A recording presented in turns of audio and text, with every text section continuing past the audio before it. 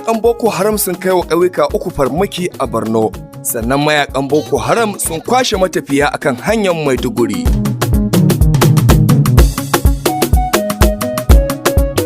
Jama'a barkanmu da warhaka, barkanmu da sake saduwa a sashen labarai wanda yake zo muku daga tashar Sultan Hausa TV.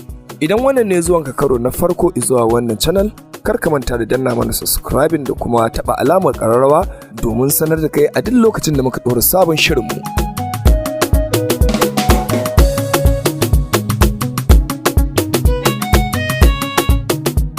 Ga kanin labaran kamar haka. Mayakan Boko Haram sun hallaka mutum 10 ciki har da jami'an tsaro guda 4 yayin farmakin da suka kaiwa wasu ƙauyuka guda 3 a jihar Borno da ke arewa maso gabacin Najeriya. Majiyoyin tsaro da mazauna yankunan da suka fuskanci tashin hankulan sun shaida wa kamfanin dillancin labaran AFP cewar mayakan sun afkawa ƙauyukan tashan Alade, Shafa da Azare ne cikin motoci 6 a ranar Asabar, inda suka buɗe wa jama'a wuta game da ƙone gidaje da sauran gine-gine.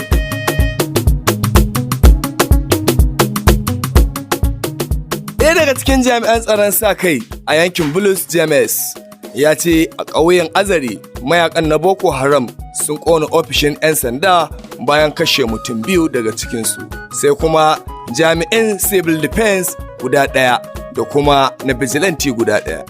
A tashan Alade kuwa bayanai sun ce kafin zuwan maharan al'ummar ƙauyukan sun tsere kan tsaunuka, amma duk da haka sai da suka ƙone gidaje 3 da majami'u da kuma wuta ma'ajiyar magunguna da ke yankin wajen.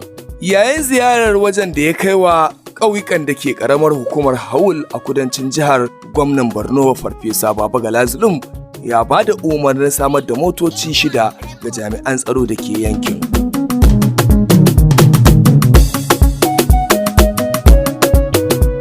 A nan kuma mayakan Boko Haram sun kwashe matafiya akan hanyar Maiduguri. Rahotanni daga Najeriya sun ce mayakan Boko Haram sun kwashe matafiya akalla guda 35 akan hanyar Maiduguri zuwa Damaturu bayan sun yi musu kwantan ɓauna akan hanyar. Kwashe wannan mutane na zuwa ne ƙasa da sa'o'i 24 bayan kubutar da ɗaliban makarantar sakandaren Sankara da ke jihar Katsina guda 344 da 'yan bindiga suka sace a makon jiya. Tafiya tsakanin Damaturu zuwa Maiduguri na ɗaya daga cikin mafi haɗari a yankin arewa maso gabashin Najeriya, saboda yadda mayakan Boko Haram suke kai hari a lokaci zuwa lokaci akan hanyar mai nisan kilomita 135. Wannan ya sa sojoji ke sintiri akai-akai da rakiyar motocin jama'a lokaci zuwa lokaci domin kare lafiyar al'ummar ƙasa.